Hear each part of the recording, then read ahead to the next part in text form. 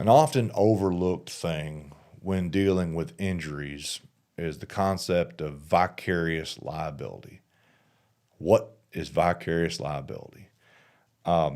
It's essentially pass-through liability to another party.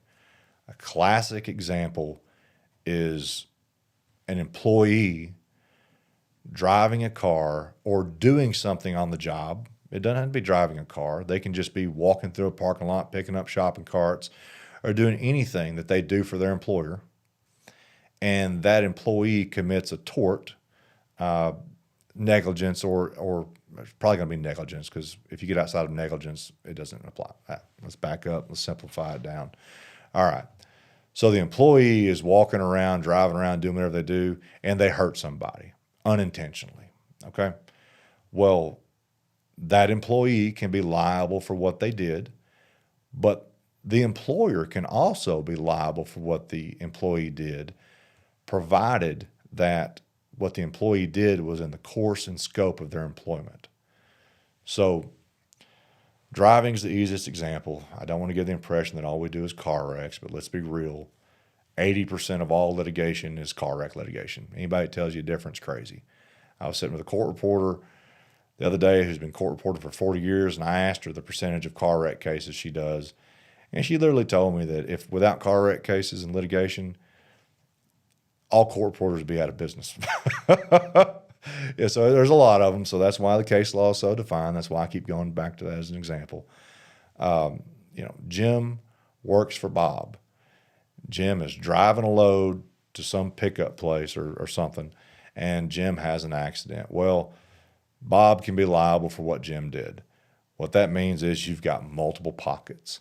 At that point, you can make a case against Jim, but then Bob's going to be liable for anything that Jim did.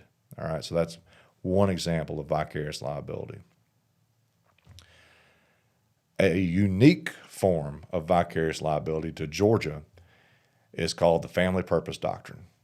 Parents, pay attention. This will freak you out. All right. So let's say I buy my son a vehicle. He's 16, right? And he's got a shiny new driver's license. He's a licensed driver. He's been driving me around for weeks, months, maybe a year. And I am perfectly comfortable with him driving. He lives in my house. He parks his car there, his truck, car.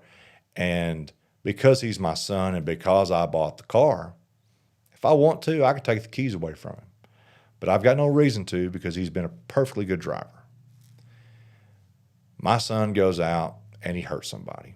He has an accident and he hurts somebody. They're not suing my son. They're suing me. I am going to be responsible for everything that my son did, just as if I was the one driving. And you say, well, that makes perfect sense. I mean, your son's 16, he's a minor. It makes perfect sense, and that's true.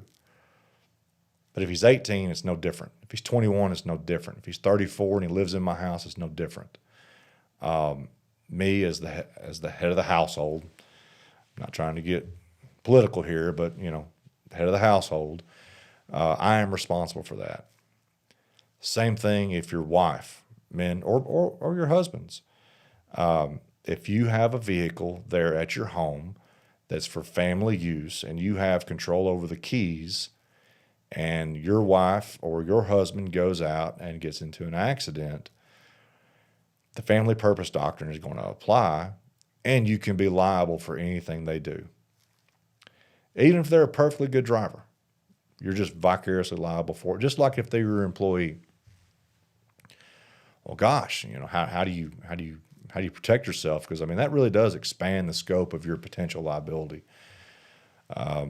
My advice is buy insurance, buy good insurance, and buy high limits, especially if you've got a young child.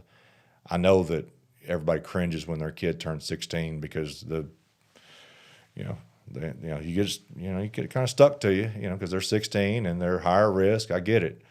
But I'd a lot rather get it stuck to me for $1,000 or $2,000 a year than get stuck with $100,000 or $1 million bill because my kid,